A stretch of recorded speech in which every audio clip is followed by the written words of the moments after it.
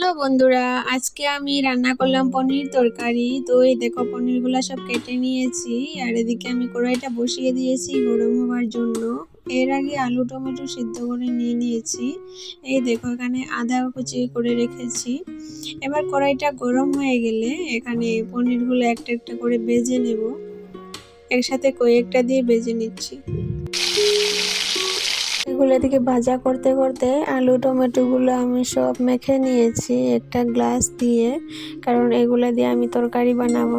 দেখো এখানে পনিরগুলো ভাজা হয়ে গেছে। এবার এগুলোকে নামিয়ে নিয়েছি।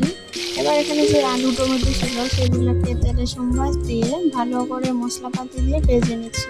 তারপর অল্প পরিমাণ জল অ্যাড করব।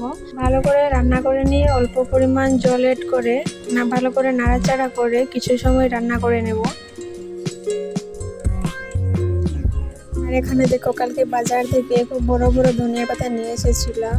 দেখো ওকে তাজা তাজা পাতাগুলো সুন্দর লাগছে। এগুলো সব কুচি করে কেটে নিয়েছি, সবগুলো তরকারিতে ঢেলে দেব। খুবই মনে হচ্ছে টেস্টি হবে। তোমাদের দেখে কেমন লাগছে বন্ধুরা? তরকারি দেখে টেস্ট হবে অবশ্যই কমেন্টে জানিও। আর এখানে এখন অ্যাড করে দেব পনিরগুলো সব অ্যাড করে নিয়ে কিছু সময় আবারও রান্না করব নাড়াচাড়া করে। তারপর পরিমাণ মতো লবণ দিয়ে একটু সময় আবারও রান্না করে নামিয়ে নেব। তো এই দেখো ফাইনালি আমার পনির আলু টমেটো তরকারি